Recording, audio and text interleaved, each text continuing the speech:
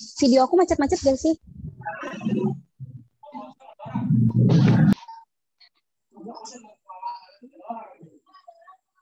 Oke. Bismillahirrahmanirrahim. Assalamualaikum warahmatullahi wabarakatuh. Waalaikumsalam warahmatullahi wabarakatuh. Innal hamdalillah nahmaduhu wa nasta'inuhu wa nastaghfiruh wa na'udzu billahi min syururi anfusina wa min sayyiati a'malina may yahdihillahu fala mudilla lahu wa may yudlil fala hadiya lahu. Asyhadu an la ilaha illallah wa asyhadu anna Muhammadan abduhu wa rasuluhu la nabiyya ba'da. Baik, sebelumnya perkenalkan, nama saya Deta Septiani dari Ngaji Itu Gampang Angkatan 2 yang diamanahkan untuk jadi moderator pada kajian malam hari ini.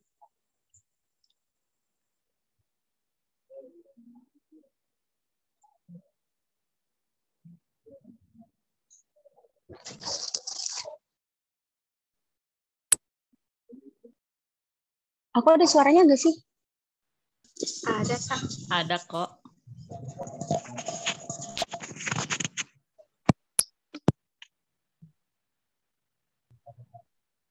Udah ada suaranya belum? Ada. Ada suaranya. Untuk mempersingkat waktu, kita langsung mulai aja ya. Pada Kak Sandi Setiadi, waktu dan tempat saya persilahkan.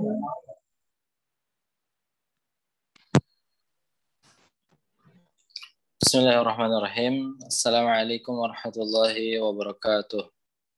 Waalaikumsalam warahmatullahi wabarakatuh. Alhamdulillah, syukurillah, wassalatu wassalamu ala rasulillah ma'bad. Apa kabar teman-teman semuanya? Alhamdulillah sehat. Masya Allah. Saya kan sering ya ulang-ulang di Muqaddimah. Semoga di Muqaddimah ini bukan hanya sebatas Muqaddimah ya. Sandi sering bilang bahwa ayat Al-Quran auzita alaihi uratil Qur'an tartila. Ya, kata tartil di situ bukan artinya semata-mata pelan ya. Ketika Allah bilang bacalah Quran dengan tartil, artinya tartil itu bukan hanya sebatas pelan gitu kan, enak, bukan. Tapi tartil yang dimaksudkan adalah terus sesuai dengan kaidah tajwid seperti itu ya. Dan yang akan kita pelajari kan kaidah tajwid seperti itu. Nah, makanya ini kalimatnya perintah kan ya. Ya, jadi bacalah Quran dengan tartil gitu. Kalimatnya perintah, artinya kalau misalkan ada perintah dari Allah gitu kan, ada perintah dari Allah, ketika kita melanggar maka ganjarannya adalah dosa seperti itu ya. Makanya kenapa tajwid itu termasuk kepada kategori ketika dipraktekkan itu sifatnya fardu ain, wajib ain. Seperti itu ya, wajib untuk diri kita sendiri seperti itu. Makanya sangat penting sekali yang kita mengaku sebagai umat Islam ya, harus bisa membaca Quran seperti itu.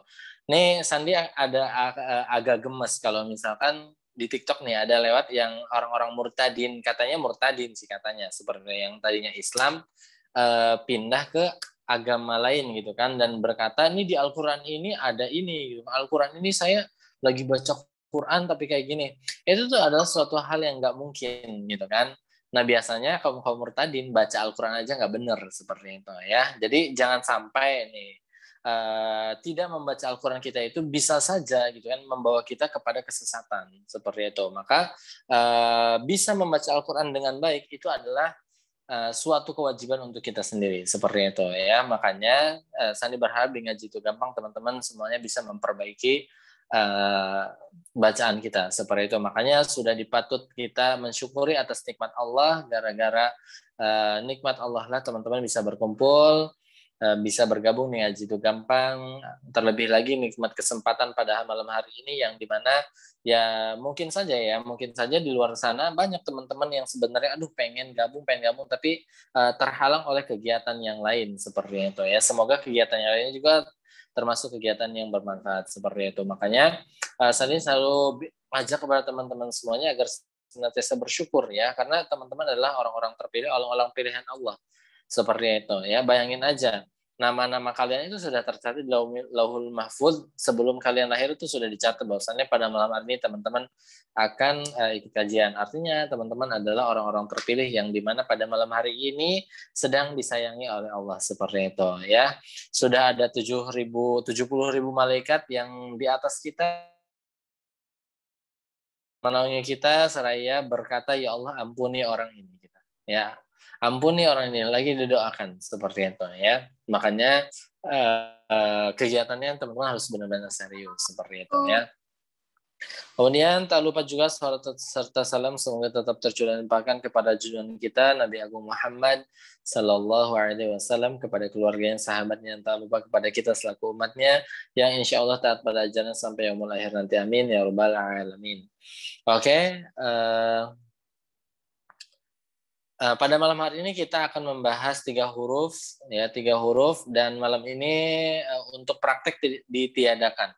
Loh, kok prakteknya nggak ada sih kan nanti, kenapa gitu? Karena kalau kemarin kita sudah mempelajari huruf yang paling sulit di huruf hijaiyah, itu kan dalam huruf hijaiyah.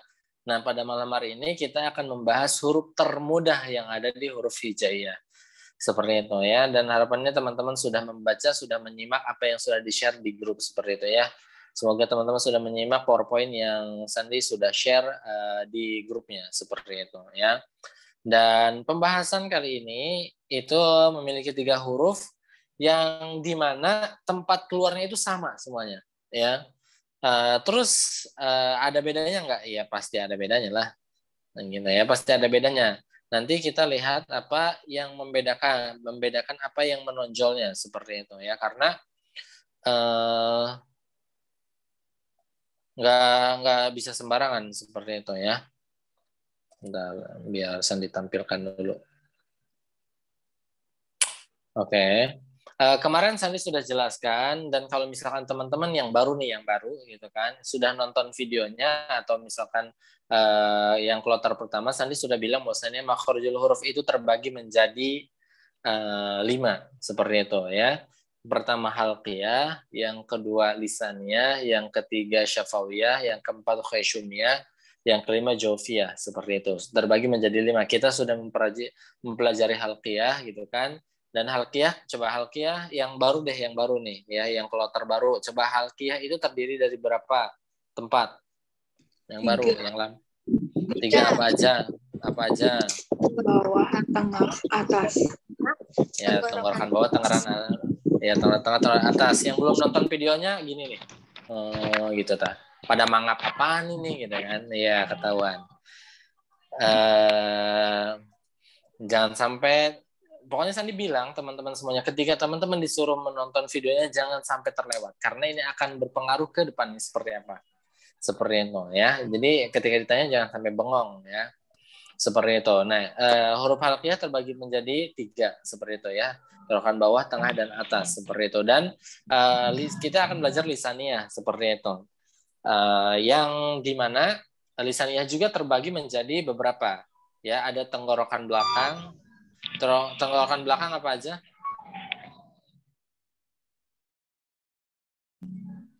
Oh. Tenggorokan belakang, lidah belakang. Lidah belakang. Ko sama K. Kof dan kaf. Bukan ko dan ka. Nah, terus ada lidah tengah apa aja hurufnya? Sin, sin, swin. Sin, swin. Siapa itu? Jim, Shinin. Siapa yang bilang sin tadi? Itu belajar di mana itu ya? Yang jawab sin. Sandi nggak pernah lo bilang kayak gitu. Hati-hati ya. Lidah tengah itu ada Jim, Shin, dan Ya. Gitu ya. Kemudian kemarin kita pelajari sisi lidah begitu. Nah, sekarang kita berpindah selanjutnya ke depannya itu semuanya ujung lidah.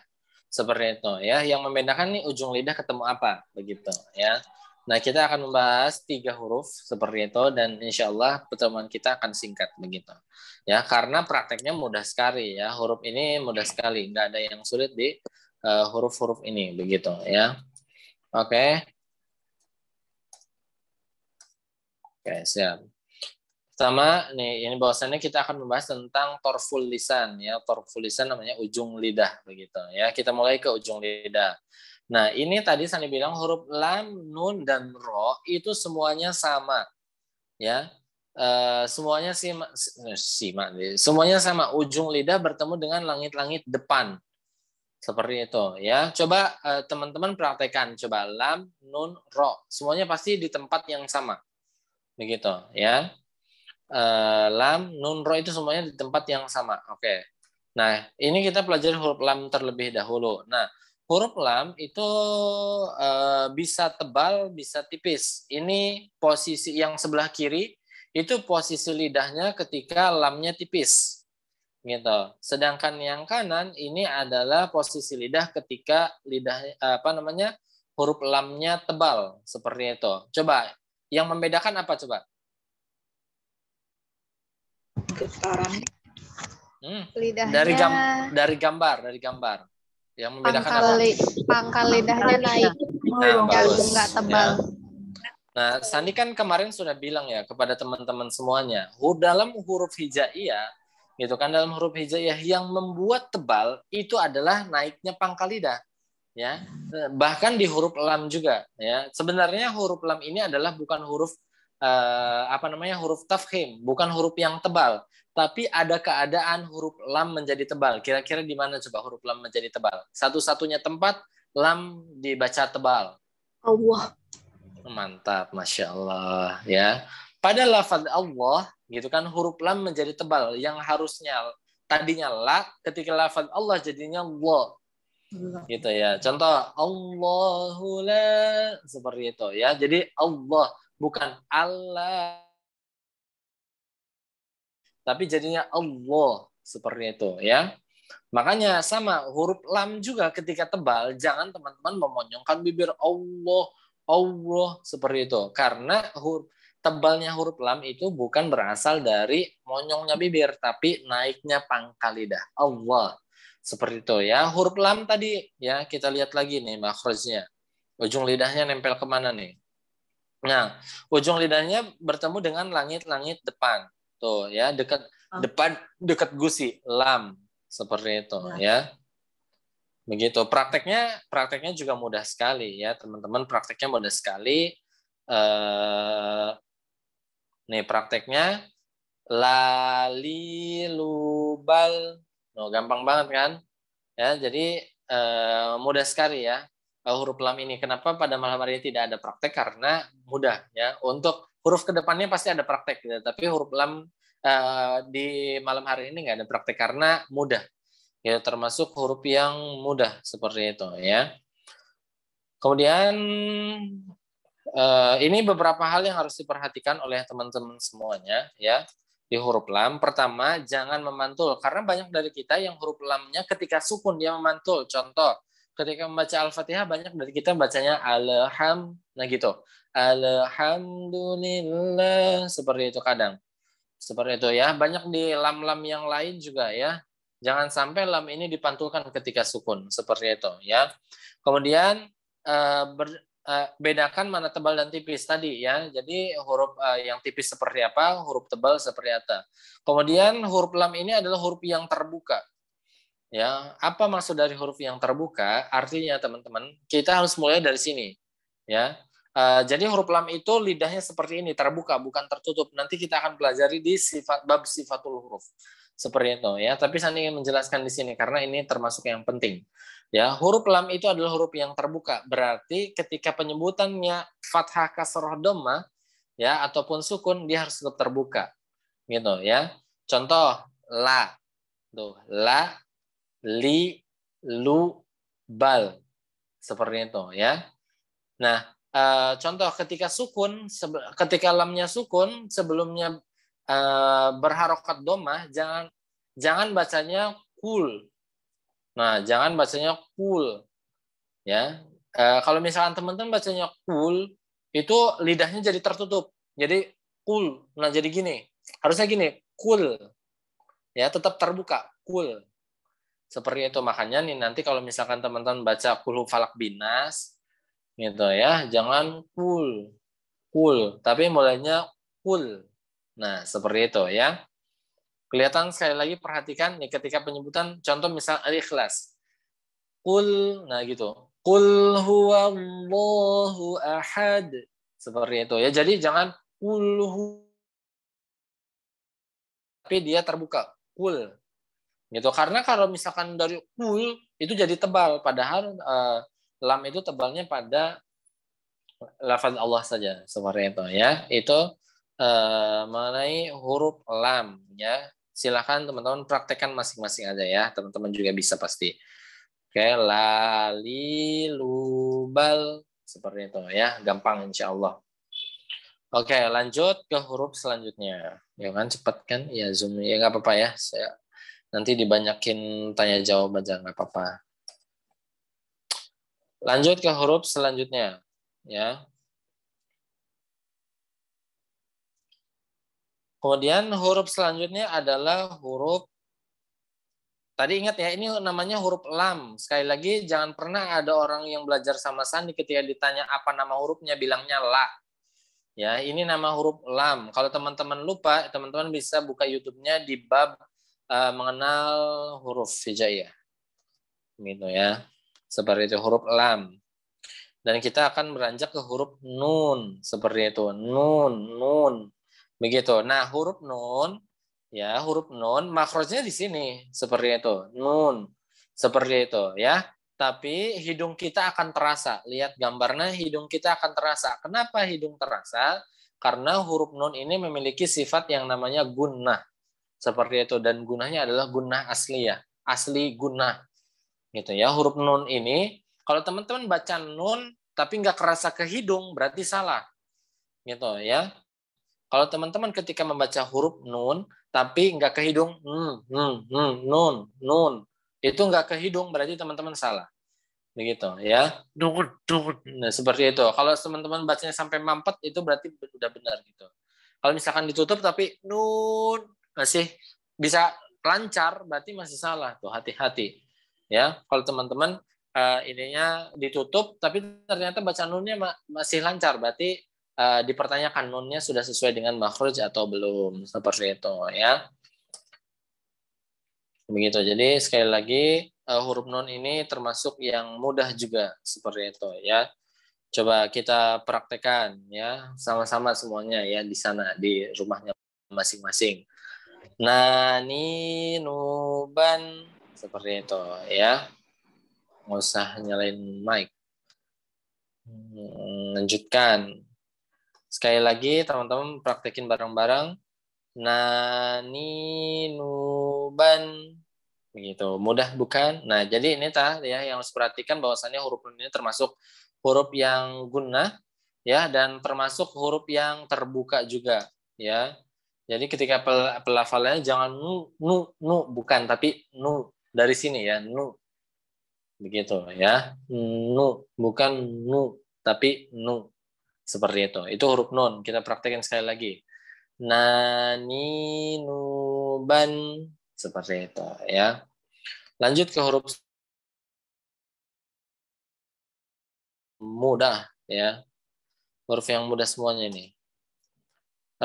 Huruf selanjutnya, ini ingat sekali lagi ini nama hurufnya nun. Ya, bukan na. Jangan sampai Sandi bilang jangan sampai yang belajar ngaji itu gampang, ketika ditanya ini huruf apa, jawabnya na. Ini huruf nun. Gitu ya, lanjut. Ini ada huruf ro gitu. Nah, coba ro juga sama. Ya, huruf ro ada yang tipis dan ada yang tebal. Coba kira-kira apa yang membedakan tipis tebalnya huruf ro? Pangkal lidahnya naik. Oke, betul ya. Sekali lagi, yang membuat tebal dalam huruf hijaiyah adalah pangkal lidahnya naik. Seperti itu. Nah, seperti contoh ini nih. Ini ro yang tebal yang sebelah kanan, lidah belakangnya tuh di sini naik dia. Ya, kalau misalkan ro-nya tipis dia nggak naik. Seperti itu. Ya. Nanti kita akan pelajari bagaimana sih huruf ro yang tebal, kapan terjadi huruf ro tebal dan kapan terjadi huruf ro yang tipis. Seperti itu ya. Ya, yang harus diperhatikan adalah di sini bedakan mana tipis dan tebalnya. Terus getaran tidak boleh berlebihan. Ya, nggak usah Bismillahirrahmanirrahim. Nah, itu berlebihan begitu salah. ya. Nggak boleh bacanya getarnya berlebihan. Getarnya nanti kita akan belajar di sifatul huruf. Ro ini memiliki sifat namanya takrir seperti itu ya, getaran yang dimana takrir ini nggak boleh lebih dari 2 getaran. Kalau lebih dari 2 getaran maka terhitungnya menjadi kesalahan seperti itu. Kemudian yang ketiga jangan dipaksakan. Maksudnya jangan dipaksakan itu adalah kalau huruf ro ini sesuai dengan kemampuan teman-teman aja. Mungkin barangkali mohon maaf ya, ada yang cadel, ada yang sulit menyebutkan huruf ro seperti itu. Ya udah, nggak usah maksa harus digetar kok. Ya, semampunya aja, nggak usah dipaksakan. Begitu ya. Kita praktekkan huruf ro ya. Ro, ri, ru, ber. Seperti itu ya. Terdengar. Yang ri itu kan tipis, ro tebal. Ro, ri, ru, ber. Seperti itu ya. Begitu. Itu apa namanya huruf ro. Kita praktekkan sekali lagi. Ro, ri, ru, ber. Seperti itu. Coba teman-teman udah ada yang punya jadwal sendiri buat latihan makhrujul huruf enggak nih? Nah, jangan belum. Enggak. Ya, jangan sampai teman-teman nggak punya waktu latihan. Sandi kan sering bilangin ya ke teman-teman semuanya, bahwasannya kalau misalkan teman-teman berharap satu malam langsung bisa ngaji di Ngaji Itu Gampang itu salah. Seperti itu ya, teman-teman juga harus punya usaha, teman-teman harus punya usaha sendiri juga, teman-teman harus punya jadwal sendiri begitu ya, nggak boleh teman-teman belajarnya pas di Ngaji Itu Gampang aja, setelah lepas dari Ngaji Itu Gampang nggak mau lagi belajar Qurannya, seperti itu. Teman-teman juga butuh begitu ya, jadi teman-teman harus punya untuk belajar seperti itu ya. Mungkin dicukupkan sekian bagi teman-teman semuanya. Sandi berharap teman-teman semua bisa mempraktekkan dan kegiatan malam hari ini bisa bermanfaat seperti itu ya. Insya Allah, alhamdulillah kegiatannya lumayan cepat ya, karena ini adalah 3 huruf yang paling mudah di huruf hijaiyah seperti itu ya. Dan yang paling sulit nih dari angkatan 1 sampai angkatan ketiga, yang paling sulit adalah mengangkat lidah seperti itu, mengangkat lidah belakang ya. Seperti itu sulit. Nah, teman-teman harus latihan harus sampai bisa begitu ya. Oke, baik. Mungkin sekian. Saya mau ada kekurangan. Saya serahkan kembali ke moderator.